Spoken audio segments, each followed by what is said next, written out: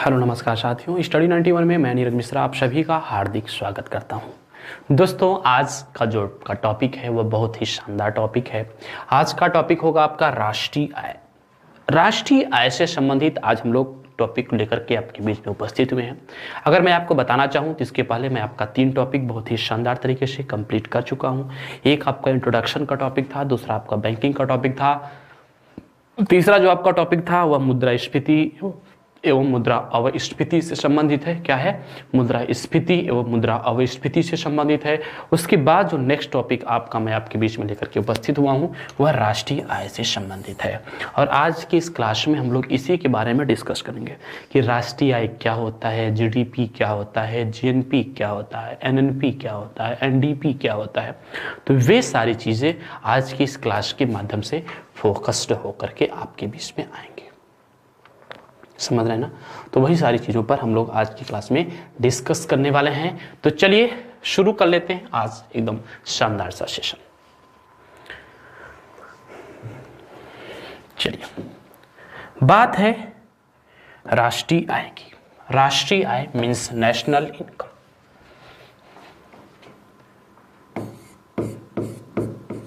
क्या होता है, कैसे इसकी गणना की जाती है, किसने पहले किया? राष्ट्रीय आय। राष्ट्रीय आय को इंग्लिश में बोलेंगे नेशनल इनकम।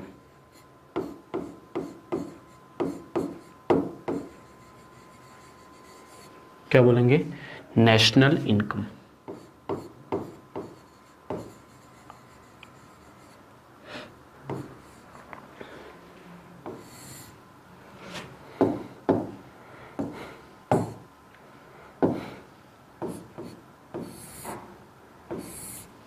राष्ट्रीय आय को इंग्लिश में क्या बोलते हैं? नेशनल इनकम कहा जाता है। दोस्तों, इनकम क्या होती है या इनकम क्या होती है? तो कहा जाता है दोस्तों, किसी एक निश्चित समय में विभिन्न स्रोतों से अर्जित की गई धनराशि को, ध्यान दीजिएगा, किसी एक निश्चित समय में विभिन्न स्रोतों से अर्जित की गई धनराशि को आय कहा जाता है। मेरी बात समझिएगा, किसी एक निश्चित समय में विभिन्न स्रोतों से अर्जित की गई आय को धनराशि कहा जाता है। समझ में आया? किसी एक निश्चित समय में, तो इसको डिफिनेशन आप लिखिएगा, निश्चित समय याद रखिएगा। जो निश्चित समय होता है वही उसी को हम लोग वित्तीय वर्ष कहते हैं। जिसमें गणना करते हैं उसी को क्या बोलते हैं? वित्तीय वर्ष कहते हैं, फाइनेंशियल ईयर कहते हैं। वह एक निश्चित समय होता है। फाइनेंशियल ईयर क्या होता है? एक निश्चित समय होता है जिसमें हम आय के बारे में गणना करते हैं। तो किसी एक निश्चित समय में या किसी एक वित्तीय वर्ष में विभिन्न स्रोतों से अर्जित की गई धनराशि आय कहलाती है। तो लिख सकते हैं, किसी निश्चित समय में, किसी निश्चित समय में, किसी निश्चित समय में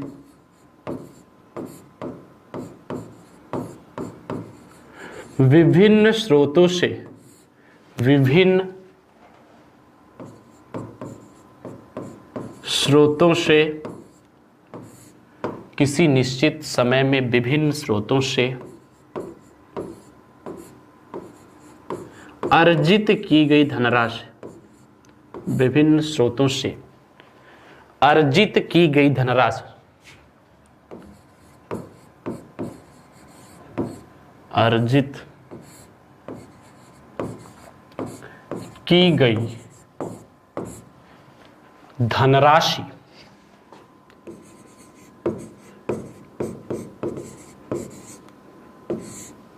तो किसी निश्चित समय में विभिन्न स्रोतों से अर्जित की गई धनराशि आय कहलाती है। आप लोग नोट करते रहना बाबू, आय कहलाती है।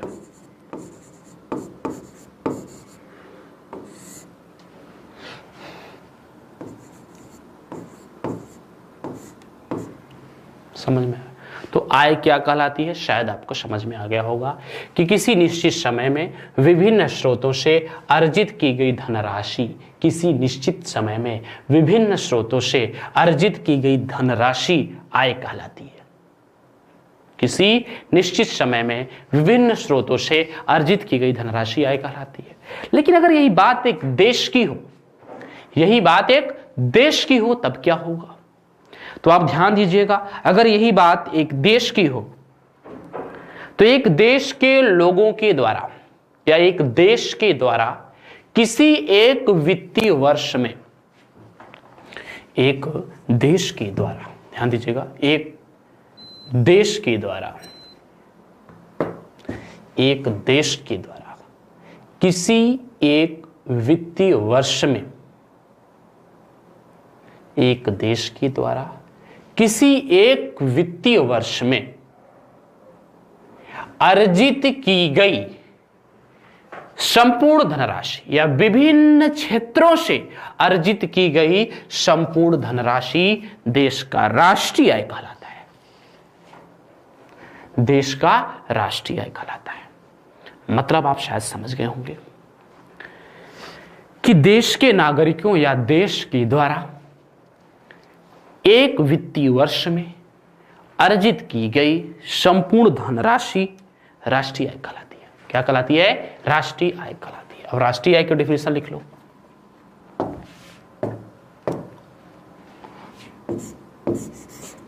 देश के द्वारा, देश या संपूर्ण नागरिकों, देश या संपूर्ण नागरिकों के द्वारा, देश या संपूर्ण नागरिकों के द्वारा, देश या संपूर्ण नागरिकों के द्वारा किसी एक वित्तीय वर्ष में के द्वारा किसी एक वित्तीय वर्ष में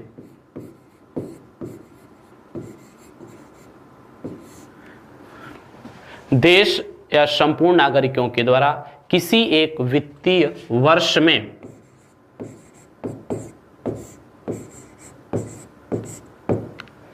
देश या संपूर्ण नागरिकों के द्वारा किसी एक वित्तीय वर्ष में विभिन्न स्रोतों से, विभिन्न स्रोतों से, विभिन्न स्रोतों से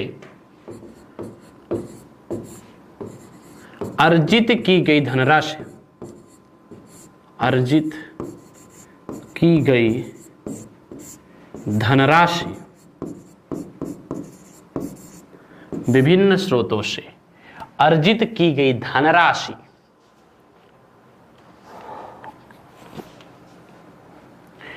राष्ट्रीय आय कहलाता है।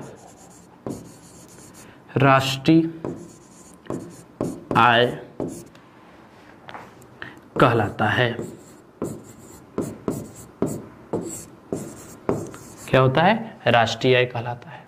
अब देखिए, भारत देश में राष्ट्रीय आय के अंतर्गत राष्ट्रीय आय का मापन कौन करता है?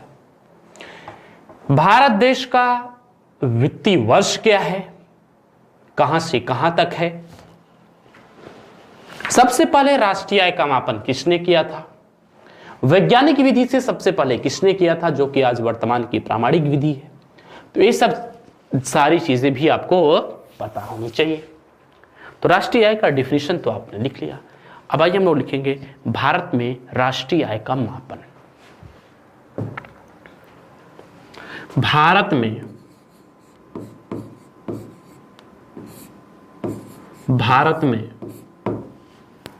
राष्ट्रीय आय का मापन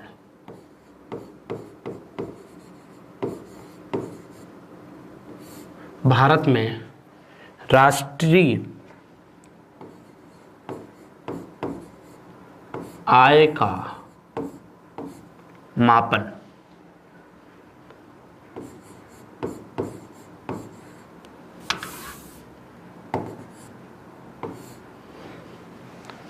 भारत में राष्ट्रीय आय का मापन। अब देखिए, भारत में राष्ट्रीय आय के मापन से संबंधित चीजें जो हैं वह कैसे आपको परेशान करने वाली हैं। तो सबसे पहले मापन कौन करता है?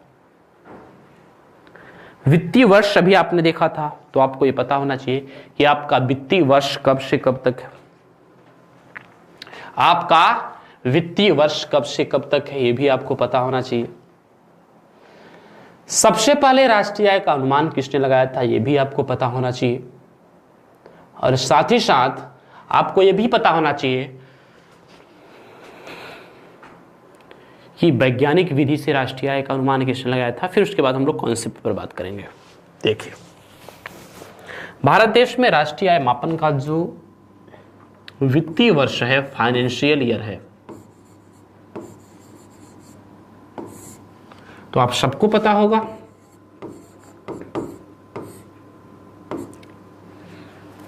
भारतवर्ष का वित्तीय वर्ष क्या है। भारत का वित्तीय वर्ष क्या है? तो 1 अप्रैल से 31 मार्च भारत का वित्तीय वर्ष है। मतलब जो भी अगर आपको राष्ट्रीय आय में संबंधित चीजें पढ़ाई जाएंगी, आपको तुरंत याद कर लेना पड़ेगा। जैसे ही वित्तीय वर्ष आपको दिख जाए, जैसे ही वित्तीय वर्ष जैसा शब्द आपको दिख जाए, आप तुरंत सोच लेंगे कि यह बात 1 अप्रैल से 31 मार्च के बीच की कर रहा है।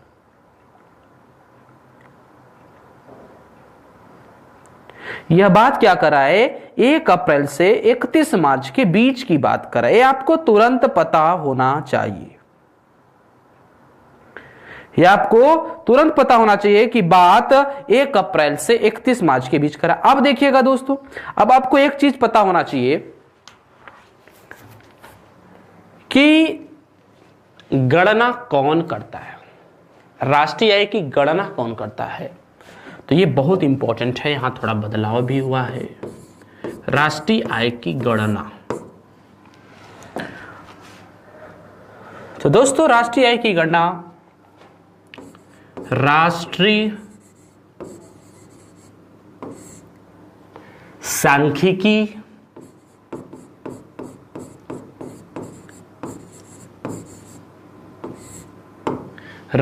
सांख्यिकी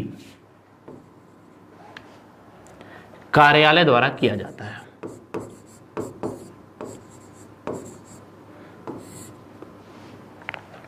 राष्ट्रीय आय की गणना कौन करता है? तो भारत देश में राष्ट्रीय आय की गणना राष्ट्रीय सांख्यिकी कार्यालय द्वारा किया जाता है। राष्ट्रीय आय की गणना राष्ट्रीय सांख्यिकी कार्यालय द्वारा किया जाता है। इसको बोलते हैं दोस्तों NSO, और कभी कभी आप एग्जाम में NSO का फुल फॉर्म भी पूछा जाता है। तो राष्ट्रीय सांख्यिकी कार्यालय को इंग्लिश में बोलते हैं नेशनल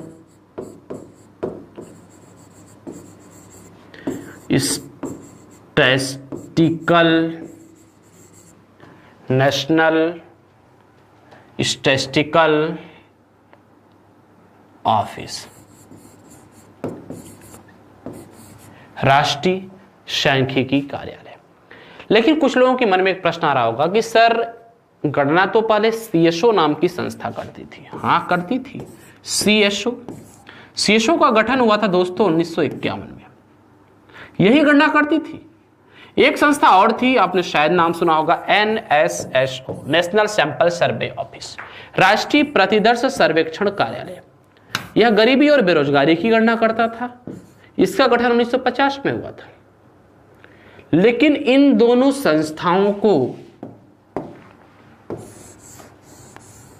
आपस में विलय कर दिया गया। ध्यान देना ये बात, इन दोनों संस्थाओं का आपस में विलय किया गया कब? 23 मई 2019 को, और विलय करके NSO का गठन कर दिया गया। NSO का गठन, समझ में आया? अगर पूछे एनएसओ का गठन कब किया गया? तो 23 मई 2019 को किया गया। 23 मई 2019 से पहले राष्ट्रीय आय की गणना सीएसओ करता था। ये किसकी गणना करता था? सीएसओ राष्ट्रीय आय की गणना करता था। अब यह राष्ट्रीय आय की गणना नहीं करता है, अब संस्था है ही नहीं। यह गरीबी और बेरोजगारी की गणना करती थी। तो आपको बता दूं कि वर्तमान समय में गरीबी और बेरोजगारी की भी गणना एनएसओ द्वारा ही किया जा रहा है। गरीबी और बेरोजगारी की गणना एनएसओ द्वारा ही किया जा रहा है। समझ में आया? वर्तमान समय में गरीबी और बेरोजगारी की गणना एनएसओ द्वारा ही किया जा रहा है।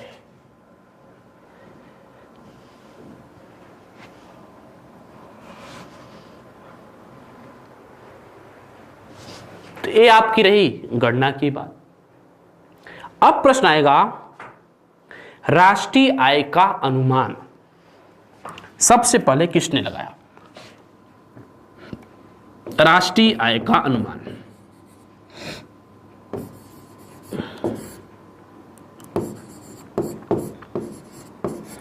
राष्ट्रीय आय का अनुमान सबसे पहले राष्ट्रीय आय का अनुमान सबसे पहले कब पता है? 1867-68 में 1867-68 में किसने लगाया था? दादा भाई नौरोजी ने लगाया था। किसने लगाया था बाबू? दादा भाई नौरोजी ने लगाया था। ये आपके एग्जाम में पूछा जाता है, दादा भाई नौरोजी। और दादा भाई नौरोजी ने 1867-68 में काहे का अनुमान लगाया था पता है?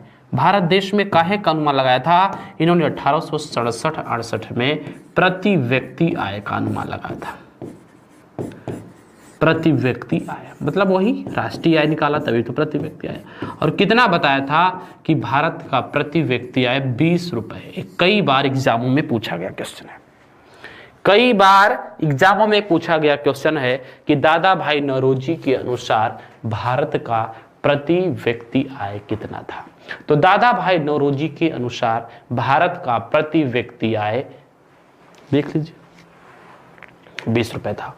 दादा भाई नौरोजी ने जब 1867-68 में प्रति व्यक्ति आय के बारे में बात की थी तो उनकी एक पुस्तक थी, उस पुस्तक के माध्यम से उन्होंने बताने का प्रयास किया था, the poverty and unabilities rule in India. Poverty and unabilities rule in India, उस पुस्तक का नाम क्या था? उनकी एक बुक थी, उस बुक का नाम भी पूछता है आपके एग्जाम में, आपकी यूपीएससी में पूछ सकता है, पॉवर्टी एंड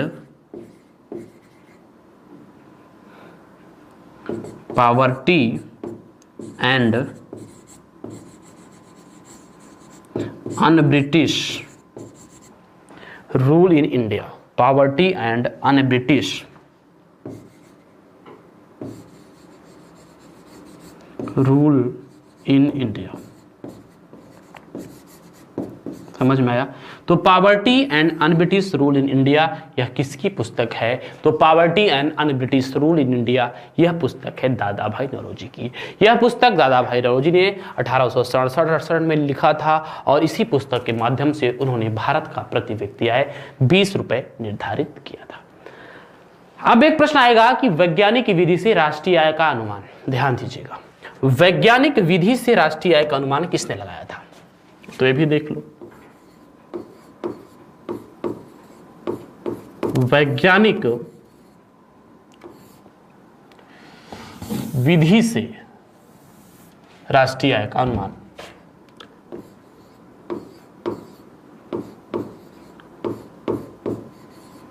वैज्ञानिक विधि से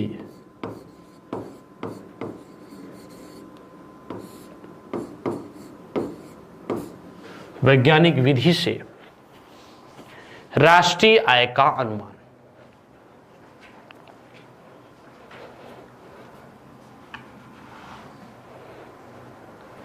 तो दोस्तों 1931-32 में VKRV राव ने लगाया था वैज्ञानिक विधि से राष्ट्रीय आय का अनुमान।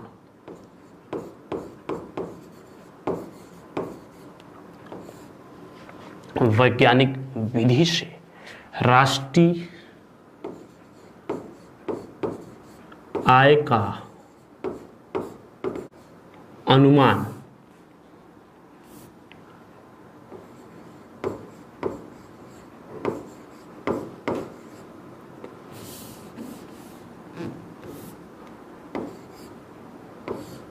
तो वैज्ञानिक विधि से राष्ट्रीय आय का अनुमान VKRV राव ने लगाया था। कब लगाया था तो ये भी देख लो, 1931-32 में लगाया था। कब लगाया था? 1931-32 में। नाम था उनका VKRV राव। बड़ा लंबा नाम था भाई, आप देख पा रहे होंगे।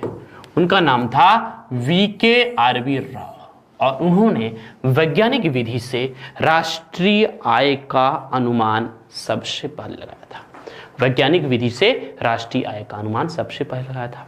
अब क्या मुद्दा आता है कि राष्ट्रीय सांख्यिकी समिति, दोस्तों 1948-49 में राष्ट्रीय आय समिति का गठन किया गया था। 1948-49 में राष्ट्रीय आय समिति का गठन किया गया था और आपके एग्जाम में प्रश्न पूछा जाता है कि 1948 में गठित राष्ट्रीय आय समिति का अध्यक्ष कौन था? तो पीसी महालनोबिस थे। 1948 राष्ट्रीय आय समिति, ध्यान दीजिएगा, राष्ट्रीय आय समिति।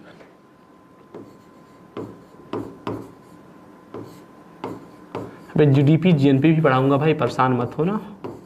राष्ट्रीय आय समिति का गठन किया गया था 1948-49 में।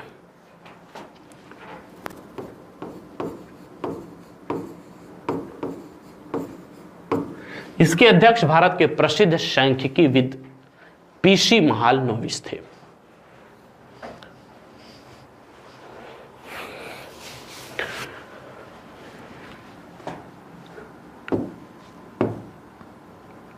इसका अध्यक्ष कौन था?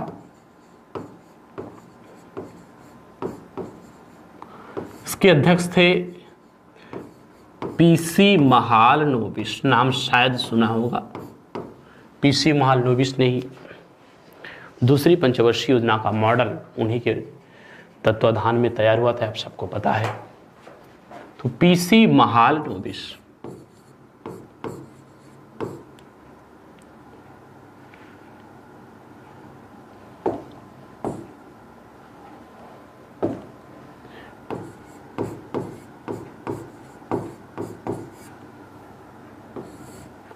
पीसी महालनोबिस का ही संबंध भारत के दूसरी पंचवर्षीय योजना से है। समझ में आया? दूसरी पंचवर्षीय योजना का संबंध है। तो दोस्तों राष्ट्रीय आय की गणना, राष्ट्रीय आय का अनुमान से संबंधित सारी बातें मैंने आपको बता दिया। अब हम लोग बात करेंगे भारत में राष्ट्रीय आय मापन की अवधारणा। बहुत इंपॉर्टेंट है, यही से सारी चीजें आपके एग्जाम में बनेंगी। ये जो फंडामेंटल चीजें थी, जो नॉर्मल सारी चीजें थी, बहुत ही सस्ती टाइप की कह सकते हैं, वह मैंने आपको बता दिया। अब आपको बताना होगा, पढ़ना होगा भारत में राष्ट्रीय आय मापन की अवधारणा, कॉन्सेप्ट। कौन कौन से कॉन्सेप्ट हैं जिसके आधार पर भारत में राष्ट्रीय आय की गणना की जाती है? राष्ट्रीय आय मापन की अवधारणा।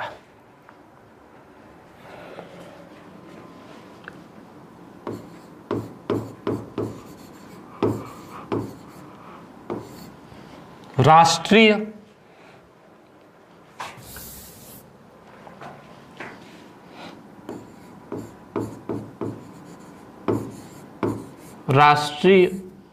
आय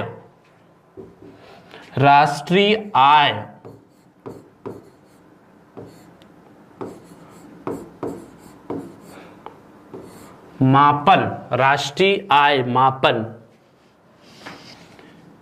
की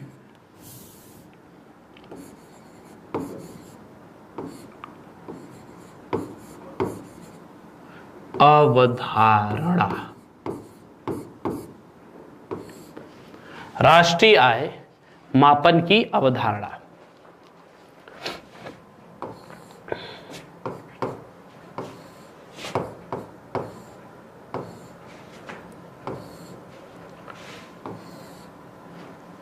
राष्ट्रीय आय मापन की अवधारणा, बोलिए।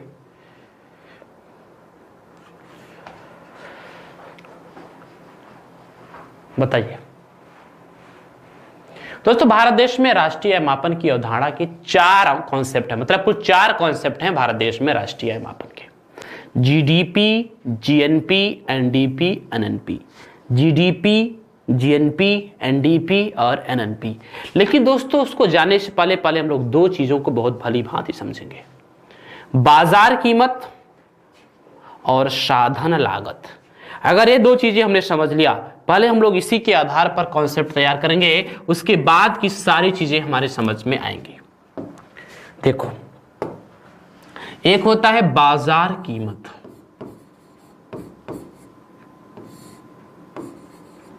अब यहीं से आपको समझना होगा दोस्तों, ये टॉपिक थोड़ा सा आपके लिए टफ होता है क्योंकि आप इसको समझना नहीं चाहते हैं। और दूसरा आपका है साधन लागत।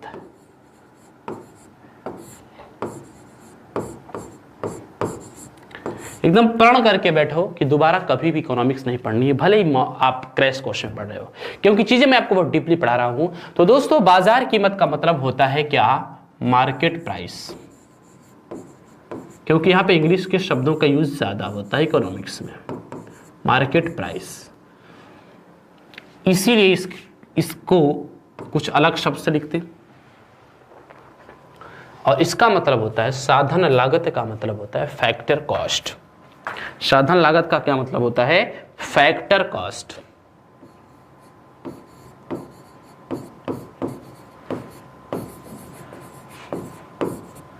इसके लिए भी कुछ एक अलग शब्द लिखते हैं।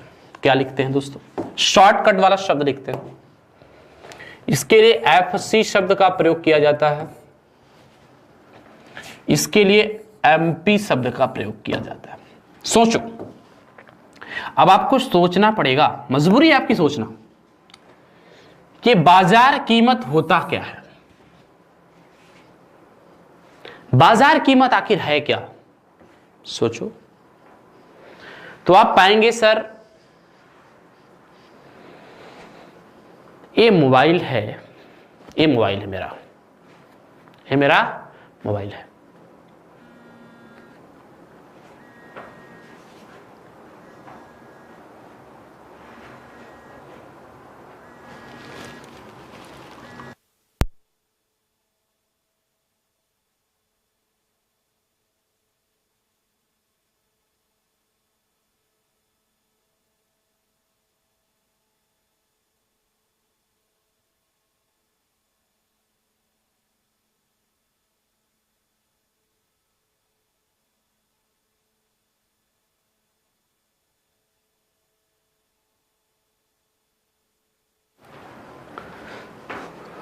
ठीक है ना। तो देखिएगा बाजार कीमत का मतलब क्या है। तो बाजार कीमत का मतलब होता है कि मैंने बताया था ये मेरा मोबाइल है, और ये मोबाइल अगर मेरा मार्केट में 15,000 10,000 जो भी बिक रहा है, तो 15-10,000 इस मोबाइल की मार्केट कीमत होती है, बाजार कीमत होती है। मतलब कोई भी वस्तु या सेवा, कोई भी वस्तु या सेवा जितने मूल्य पर, जितने कीमत पर कोई भी वस्तु या सेवा जितने मूल्य पर, जितने कीमत पर बाजार में बिकने को तैयार होती है, क्या होती है, बाजार में बिकने को तैयार होती है या बाजार में बिकती है कोई भी वस्तु या सेवा। ध्यान रखिएगा, मेरी बात को बहुत ध्यान से समझिएगा। कोई भी वस्तु या सेवा जितने मूल्य पर बाजार में बिकती है कोई भी वस्तु या सेवा जितने मूल्य पर बाजार में बिकती है वह उसकी क्या कहलाता है? वह उसकी बाजार कीमत कहलाता है। तो लिख दीजिएगा, कोई भी वस्तु या सेवा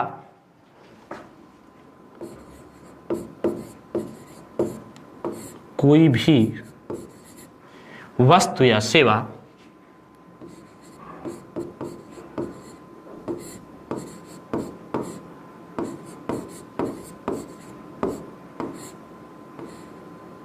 कोई भी वस्तु या सेवा जितने मूल्य पर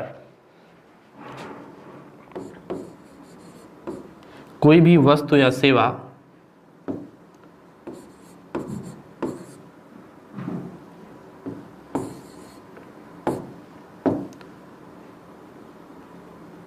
बाजार में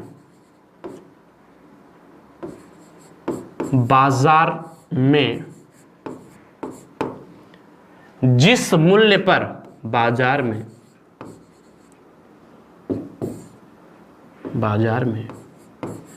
जिस मूल्य पर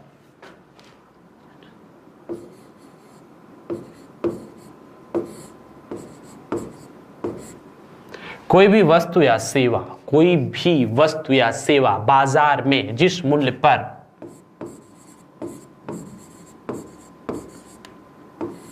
बिकती है, समझ में आया? कोई भी वस्तु या सेवा बाजार में जिस मूल्य पर बिकती है उसे बाजार कीमत कहा जाता है। देखिए, थोड़ा सा भी कंफ्यूजन मत होना, उसे बाजार कीमत कहा जाता है।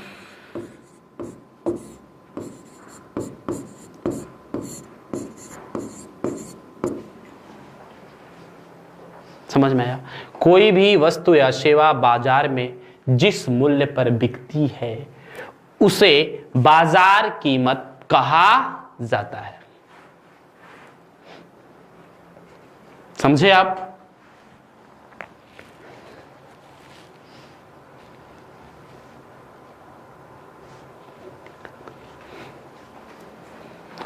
अब सर, अगर मान लीजिए एक मोबाइल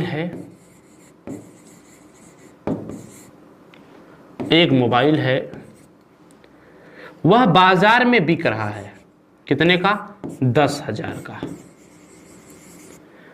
तो ये 10,000 रुपए उस मोबाइल की मार्केट प्राइस है। बोलिए, 10,000 रुपए उस मोबाइल की क्या है? बाजार कीमत है, मार्केट प्राइस है। अब क्या यहां पर लिखा है? एक साधन लागत। साधन लागत क्या होता है? जैसे कोई वस्तु और सेवा का निर्माण हो रहा है, प्रोडक्शन हो रहा है, बन रही है, तो उस वस्तु के निर्माण में, प्रोडक्शन में, बनाने में कुछ विशेष चीजों की आवश्यकता होती है। कुछ विशेष चीजों की आवश्यकता होती है।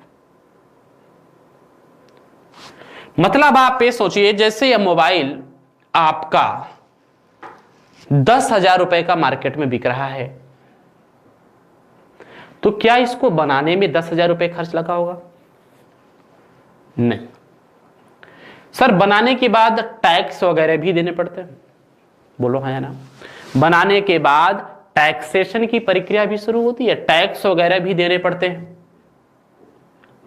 इसका मतलब है कि टैक्स वगैरह सब कुछ जोड़ जाड़ के तब जाकर के इसकी वैल्यू 10,000 रुपए की होती है। सब कुछ जोड़ने के बाद,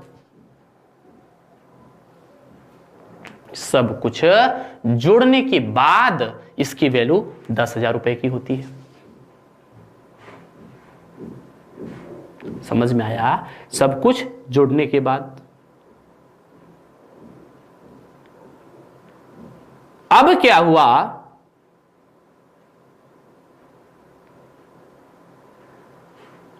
कि मान लीजिए इसको बनाने में 8,000 लगा होगा या 9,000 लगा होगा, भाई 10,000 तो पक्का नहीं लगा होगा। आप बताइए, आप एक दुकानदार हैं, आप कोई वस्तु 5,000 की बेच रहे हैं, क्या आप उसको 5,000 में खरीद कर लाए हैं? कतई नहीं सर, क्योंकि हम लाभ तो लेंगे उस पर। यहां आपने देखा कोई भी वस्तु या सेवा बाजार में जिस मूल्य पर बिकती है उसे बाजार कीमत कहा जाता है। यहां होगा कोई भी वस्तु या सेवा को बनाने में जितना खर्च आता है उसको साधन लागत कहा जाता है। तो लिख लीजिएगा, कोई भी वस्तु या सेवा का निर्माण करने में, उत्पादन करने में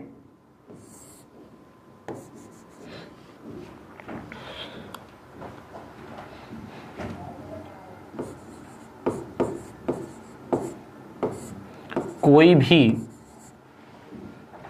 वस्तु या सेवा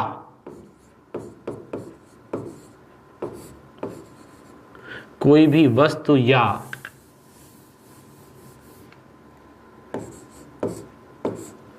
कोई भी वस्तु या सेवा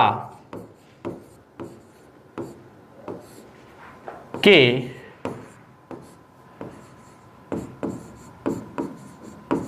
उत्पादन में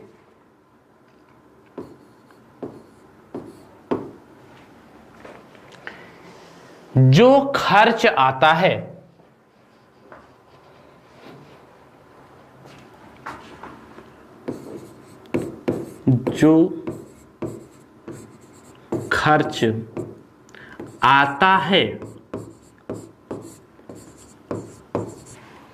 कोई भी वस्तु या सेवा के उत्पादन में जो खर्च आता है उसे साधन लागत कहा जाता है। उसे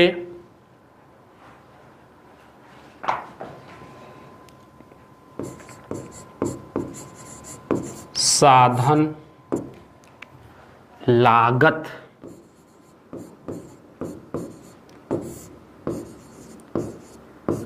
कहा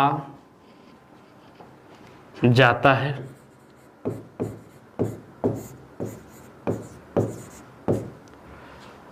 समझ में आया?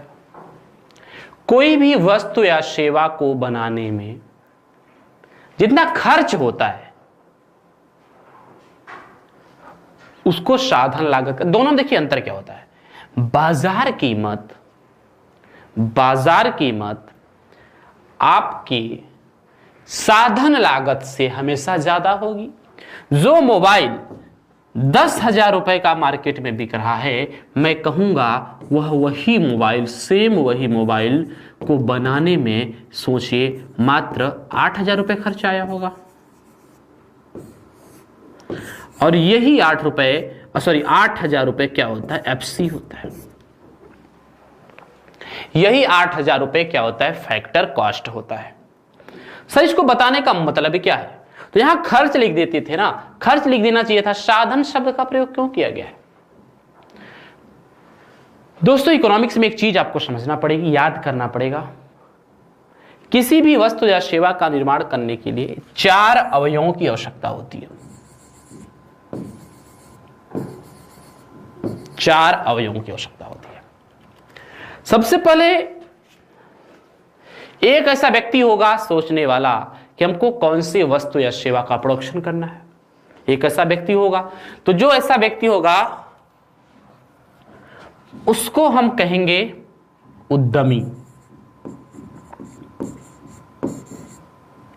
उद्यमी का मतलब होता है रिस्क लेने वाला, जो ऐसा काम कर सके। फिर उसके बाद उसको चाहिए जमीन, कहां अपना प्रोडक्शन करना है, या उसको चाहिए मकान।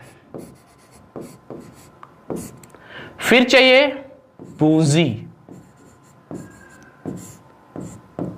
फिर चाहिए श्रमिक। दोस्तों ये 4 चीजें होती हैं जिसके माध्यम से उत्पादन किया जा सकता है। अगर इसमें से आप किसी एक को भी निकाल देंगे तो आप उत्पादन नहीं कर सकते। देखिए कुछ लोग सोचेंगे सर ऐसा क्या है? अभी कच्चा माल चाहिए, डीजल चाहिए, पेट्रोल चाहिए, लाइट चाहिए, बहुत सारे सामान चाहिए।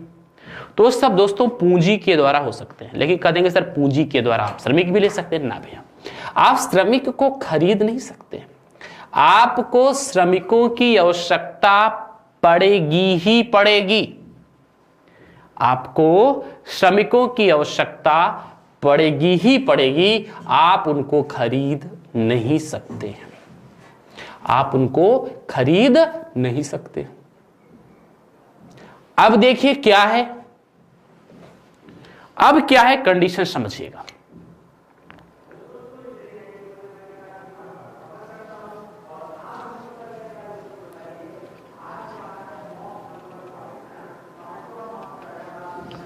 क्या होगा, ये चीजें क्या होंगी? तो दोस्तों इसको कहा जाता है साधन। ये जो चार चीजें होती हैं, इन चारों को मिलाकर के हम क्या कहेंगे? इसको साधन कहेंगे। आप ये बताइए, ये जो चार चीजें हैं यहां पे, यहां थोड़ा इसको ऊपर भी लिख देता हूं, यहां से कुछ चीजें देख रहा हूं, ध्यान दीजिएगा। ये जो चार चीजें हैं, उद्यमी, उद्यमी को क्या मिलना चाहिए? लाभ। उद्यमी को क्या मिलना चाहिए? लाभ मिलना चाहिए। बोला हां या ना? उद्यमी को मिलना चाहिए बाबू लाभ। उद्यमी को लाभ। जमीन या मकान को क्या चाहिए? जमीन को चाहिए लगान, मकान को किराया। लगान या किराया तो आपको खर्च करना पड़ेगा।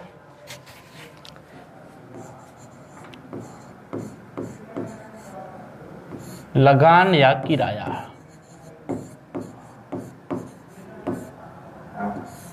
लगान या किराया, लगान या किराया।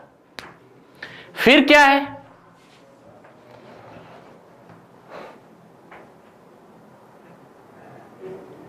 फिर क्या है बताइए? अगला जो पॉइंट होगा वह होगा पूंजी। पूंजी को ब्याज, श्रमिक को मजदूरी। ये जो चीजें होती हैं बाबू, इसी को कहा जाता है साधन लागत।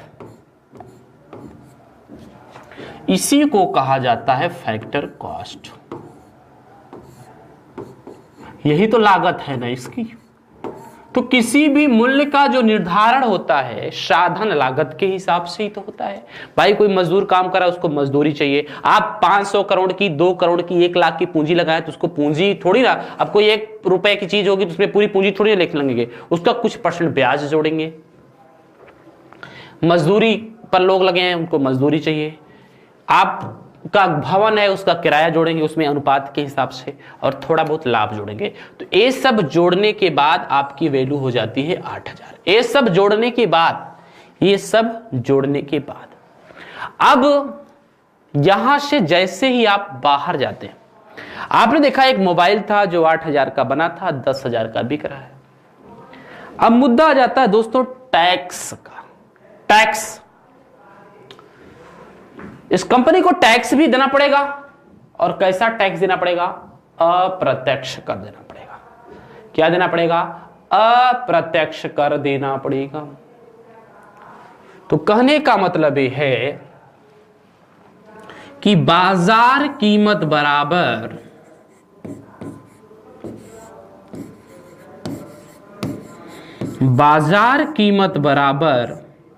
साधन लागत प्लस अप्रत्यक्ष कर। क्या? साधन लागत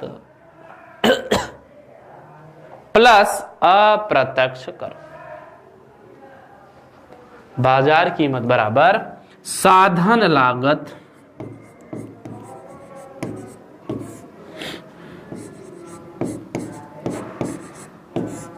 प्लस अप्रत्यक्ष कर। क्या भैया? साधन लागत प्लस इनडायरेक्ट टैक्स अप्रत्यक्ष कर, तो आपको मिल जाएगा बाजार कीमत। ध्यान दीजिएगा, इस सारी चीजें जीडीपी, जीएनपी, एनडीपी, एनएनपी में मैं इस्तेमाल करूंगा, इसीलिए मैं आपको पहले से ही सचेत कर दे रहा हूं और मैं आपको एक एक बात बता भी दे रहा हूं ताकि आप इसको अच्छी तरीके से समझ सकें।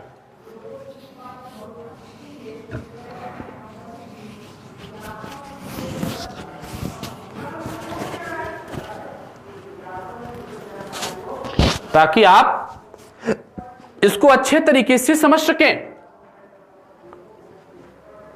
तो यहां पर अप्रत्यक्ष कर, कुल मिलाकर जैसे ही हम साधन लागत में अप्रत्यक्ष कर जोड़ देते हैं, साधन लागत में अप्रत्यक्ष कर हम जोड़ देते हैं तो हमको मिलता क्या है, तो साधन लागत में अप्रत्यक्ष कर जोड़ देने से बाबू हमको मिल जाता है बाजार कीमत। क्योंकि उस 8,000 रुपए में आपने 2,000 रुपए क्या कर दिया, अप्रत्यक्ष कर दे दिया, इनडायरेक्ट टैक्स दे दिया और हो गया, मतलब एग्जांपल बता रहा हूं समझ लेना, वह हो गया कितना, 10,000। अब आपको तो कोई दिक्कत नहीं आती। साधन लागत क्या होता है? साधन लागत मतलब होता है वस्तुओं एवं सेवाओं के उत्पादन प्रक्रिया के दौरान प्रयुक्त होने वाले साधनों का योग, जो साधनों को प्राप्त होने वाली आय। भाई लाभ, उद्यमी को लाभ के रूप में क्या, आय के रूप में क्या मिलेगा, लाभ मिलेगा। मकान या जमीन को लाभ, आय के रूप में क्या मिलेगा, किराया मिलेगा या लगान मिलेगा। और पूंजी को लाभ के रूप में क्या मिलेगा, ब्याज मिलेगा। मजदूरी को क्या, मजदूर को क्या मिलेगा, मजदूरी मिलेगी। श्रमिक को क्या मिलेगा, श्रमिक मिलेगी। समझ में आया? तो इतना सारी चीजें आपको समझ में आ जाना चाहिए। अब हम लोग बात करेंगे भारत में राष्ट्रीय आय मापन की अवधारणा। भारत में राष्ट्रीय आय मापन की अवधारणा फिर से लिखेंगे। भारत में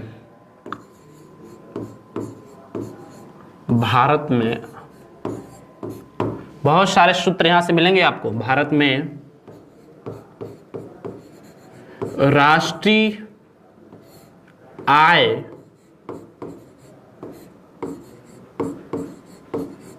मापन की अवधारणा।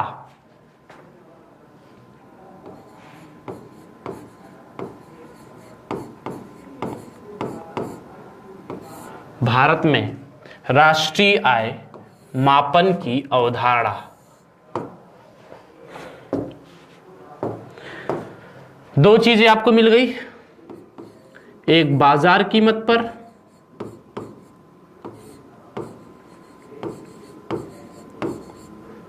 होता यहीं से हो, तो मैं आपको समझाने के लिए वहां से अलग से लिखा था, और एक होता है आपका साधन लागत पर।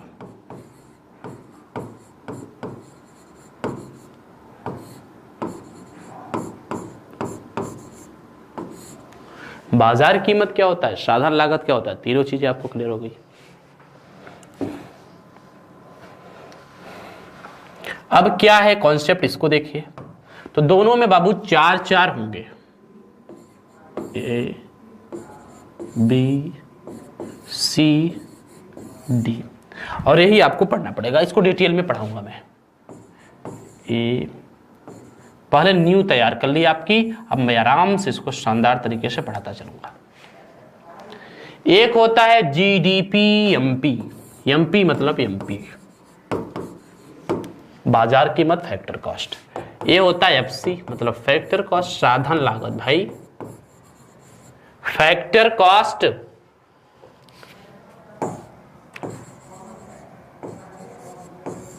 और ये क्या होता है, मार्केट प्राइस।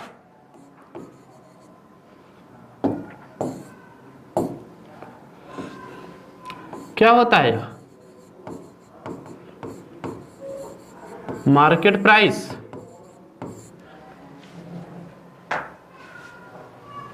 Market price.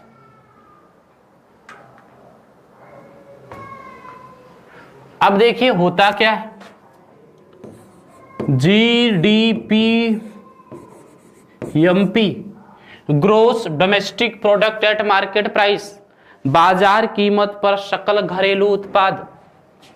फिर जीएनपी,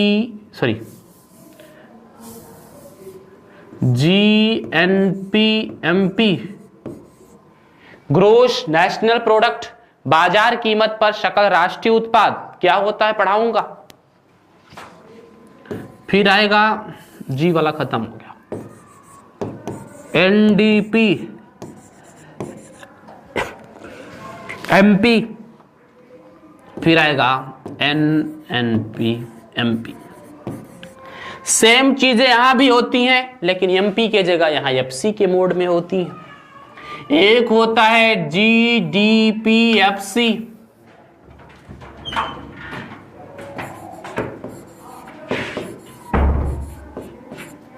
क्या होता है जीडीपीएफसी। दूसरा होता है जीएनपीएफसी। तीसरा होता है एनडीपीएफसी और एक होता है एनएनपीएफसी। समझ में आया? एक कॉन्सेप्ट हम लोग सीखेंगे, जीडीपीएमपी, जीएनपीएमपी, एनडीपीएमपी, एनएनपीएमपी, और यही सारी चीजें होती हैं फैक्टर कॉस्ट में। और ये दोनों में अंतर आपको मैंने बता दिया कि क्या फैक्टर कॉस्ट क्या होता है और मार्केट प्राइस क्या होता है। तब अंतर बताने के बाद अगर हम लोग दोनों को समझेंगे तो बहुत ही शानदार तरीके से समझ में आएगा। ठीक है, तो अब हम लोग आज की बात को यहीं पे समाप्त करेंगे। अब अगले लेक्चर में हम लोग बात शुरू करेंगे कहां से, जीडीपीएमपी से, मतलब gross domestic product at market price. बहुत जीडीपी करते रहते हैं, क्या होता है सारी चीजें मैं आपको बताऊंगा। ठीक है दोस्तों, तो चलिए आज की क्लास को हम लोग यहीं पे समाप्त करते हैं, फिर मिलते हैं नेक्स्ट क्लास में। तब तक के लिए अपना ध्यान रखिएगा, अपनी पढ़ाई को अच्छे तरीके से करते रहिएगा। Thank you, best of luck, जय हिंद।